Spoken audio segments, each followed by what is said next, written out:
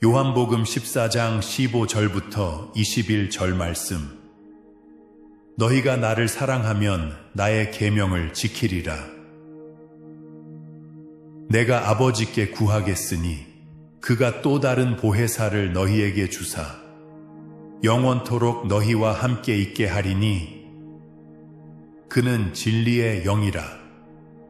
세상은 능히 그를 받지 못하나니 이는 그를 보지도 못하고 알지도 못함이라. 그러나 너희는 그를 아나니 그는 너희와 함께 거하시며 또 너희 속에 계시겠음이라. 내가 너희를 고아와 같이 버려두지 아니하고 너희에게로 오리라. 조금 있으면 세상은 다시 나를 보지 못할 것이로되 너희는 나를 보리니 이는 내가 살아있고 너희도 살아있겠음이라. 그날에는 내가 아버지 안에 너희가 내 안에 내가 너희 안에 있는 것을 너희가 알리라. 나의 계명을 지키는 자라야 나를 사랑하는 자니 나를 사랑하는 자는 내 아버지께 사랑을 받을 것이요 나도 그를 사랑하여 그에게 나를 나타내리라.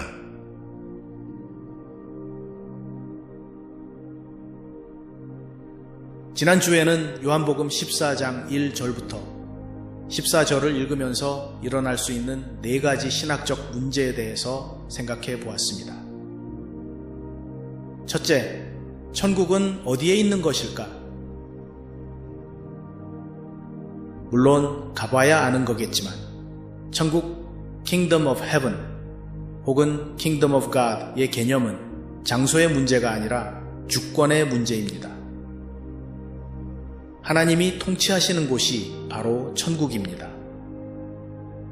그래서 천국이 실제로 어디이든지 하나님이 알아서 하실 것이고 예수님이 우리를 그곳으로 인도하실 것입니다. 둘째, 나로 말미암지 않고는 아버지께로 올 자가 없느니라의 뜻은 무엇일까? 예수님을 들어본 적도 없고 예수님이 태어나기 전에 있던 사람들 역시 하나님의 주권에 속합니다. 성경은 복음을 들어본 적이 없는 사람들에 대해서는 분명히 말하고 있지 않습니다. 다만 이것도 하나님의 주권에 속하는 문제로 공의로우신 하나님이 분명 공의로 다스리실 것입니다. 셋째, 예수님보다 큰 일도 한다는 것은 무슨 뜻일까? 베드로는 한 번의 설교에 예수님도 못하신 몇천 명을 회심하게 했습니다. 제자들은 불과 300년 만에 거대한 로마 제국을 변화시켰습니다. 예수님은 팔레스타인 땅 밖으로 한 발자국도 내디딘 적이 없지만 제자들은 세상의 땅 끝까지 갔고 지금도 가고 있습니다. 과연 제자들은 그보다 큰 일을 해냈고 지금도 하고 있습니다.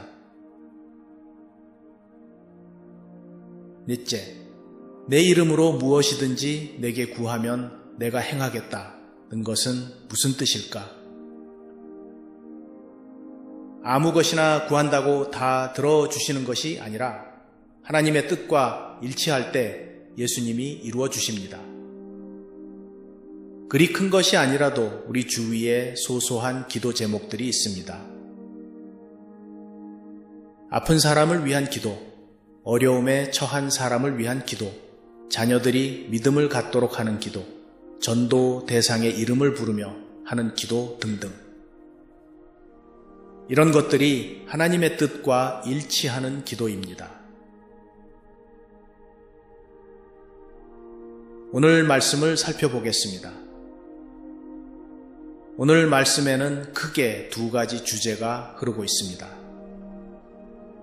하나는 계명을 지키는 것이고 또 하나는 성령님의 오심입니다. 우선 문장 구조를 보면 첫 절인 15절에 너희가 나를 사랑하면 나의 계명을 지키리라 라고 말씀하시고, 다시 마지막 절인 21절에 보면 나의 계명을 지키는 자라야 나를 사랑하는 자라고 하시며, 계명을 지키는 것이 예수님을 사랑하는 것이라고 강조하셨습니다. 다른 말로 하면 예수님을 사랑한다는 것은 예수님의 말씀에 순종하는 것입니다. 그리고 그 중간에 성령님의 오심에 대해 말씀하고 있습니다. 전에도 말씀드렸지만 우리 말의 사랑이라는 단어로는 몇 가지 다른 사랑을 구별할 수 없습니다. 그러나 오늘 말씀의 원문을 보면 사랑이라는 단어가 모두 아가페 사랑이라고 되어 있습니다. 즉, 남녀 간의 애틋한 사랑을 말하는 것도 아니고 이기적인 사랑도 아닌 남을 위해 희생하는 순수한 사랑을 말합니다. 그리고 이런 사랑은 감정적 고백에만 머물 수 없습니다. 감정적인 고백은 잠시일 뿐입니다. 거기서 더 나가서 그분의 가르침을 실천하며 살아야 그 사랑을 증명할 수 있습니다. 그래서 아가페 사랑에는 상당히 의지적인 요소가 들어 있습니다. 하나님 사랑은 곧 예배와 순종으로 나타납니다. 우리의 감정에만 의존하지 않는 어떤 상황에서도 온전한 예배를 드리겠다는 강한 의지가 필요한 것입니다. 이 예배를 영적 산 제사라고 성경은 말합니다. 제사는 우리의 감정에 따라 드리고 싶을 때 드리고 안 드리고 싶을 때는 안 드리고 하지 않습니다. 오늘 나의 기분과 상관없이 예배는 드려져야 합니다. 그런데 시작할 때는 꿀꿀한 마음으로 시작하지만 예배 가운데 우리의 마음이 회복되고 우울했던 마음이 기쁨으로 변하는 것을 저는 수없이 체험했습니다. 그리고 이 패턴은 시편에 그대로 나타나 있습니다. 남을 원망하는 마음으로, 우울한, 좌절된 마음으로 시작하지만 항상 끝에는 하나님을 찬양하는 것으로 끝납니다. 그래서 예배가 중요합니다. 예배 가운데 우리의 침체된 심령이 되살아납니다. 이웃사랑도 마찬가지입니다.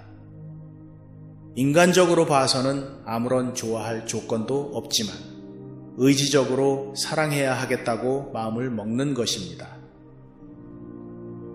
우리가 말로만 다른 사람들에게 예수 믿으세요 하면서 아가페 사랑을 보여주지 못하면 우리는 위선자일 뿐입니다.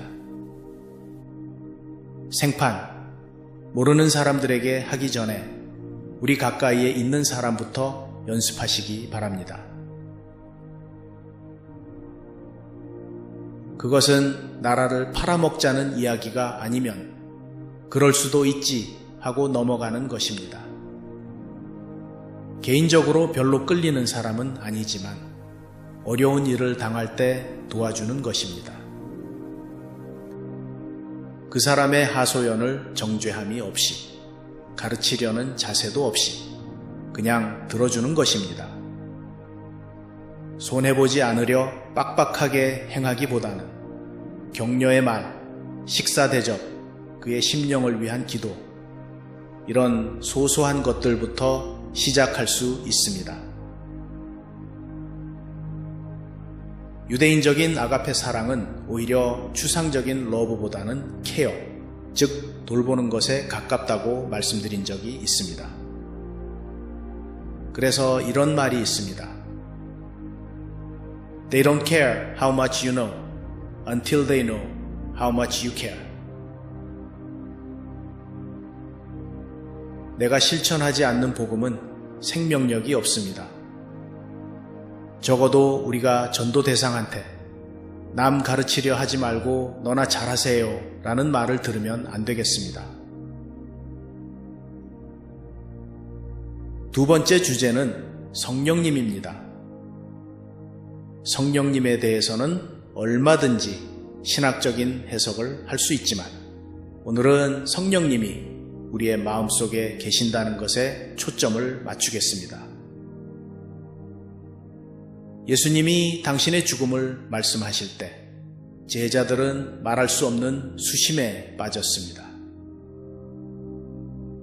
그런 제자들에게 이렇게 말씀하십니다.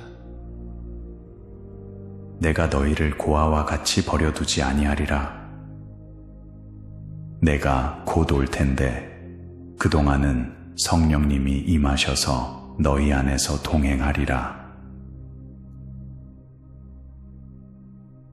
지금 그 성령님이 우리 안에서 동행하시며 다음과 같은 일을 하십니다.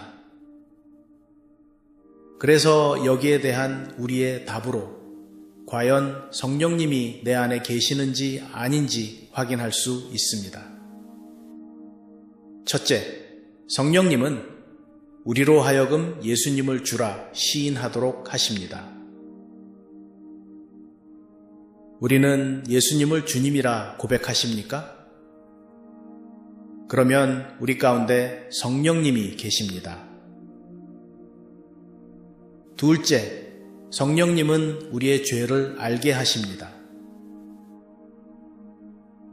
우리는 하나님 앞에 우리가 죄인이라는 것을 아십니까? 그러면 우리 가운데 성령님이 계십니다. 셋째, 성령님은 우리가 하나님의 자녀라는 것을 확인시켜 주십니다. 우리는 하나님의 자녀라는 확신이 있습니까? 그러면 우리 가운데 성령님이 계십니다. 넷째, 성령님은 우리의 인격을 변화시키십니다. 우리의 인격이 변하고 있습니까? 지난 세월을 돌아보면서 오늘의 우리는 10년 전, 5년 전, 1년 전의 모습과 조금이라도 달라져 있습니까? 그러면 우리 가운데 성령님이 계십니다. 다섯째, 성령님은 우리로 하여금 말씀을 이해할 수 있게끔 도우십니다. 우리는 성경 말씀을 알아가고 있습니까? 아니라고 하시면 목사인 제가 비참해지니까 그렇다고 말씀해 주시기 바랍니다. 그러면 우리 가운데 성령님이 계십니다. 여섯째, 성령님은 예수님에 대해서 좀 더 알도록 인도하십니다. 우리는 시간이 지나면서 예수님에 대해서 더 자세히 알아가고 있습니까? 그러면 우리 가운데 성령님이 계십니다. 일곱째, 성령님은 죄를 멀리할 수 있는 힘을 주십니다. 우리는 회개를 통해서 용서받고 반복되는 죄가 조금씩 줄어듭니까? 그러면 우리 가운데 성령님이 계십니다. 여덟째, 성령님은 우리가 기도할 수 있도록 도우십니다. 우리는 중보기도를 합니까? 그러면 우리 가운데 성령님이 계십니다. 이런 것들이 성령님이 우리 모두 안에서 하시는 일들입니다. 그리고 이런 현상들에 대한 우리의 답에서 과연 성령님이 우리 안에 계시는구나를 확인할 수 있습니다. 그리고 또 성령님은 필요에 따라 어느 특정한 개인에게 특별한 체험을 하게 하십니다. 방언을 하고 입신을 하고 환상을 보게 됩니다. 부러울 수 있는 체험입니다. 그러나 이런 체험은 모두에게 나타나는 것은 아닙니다.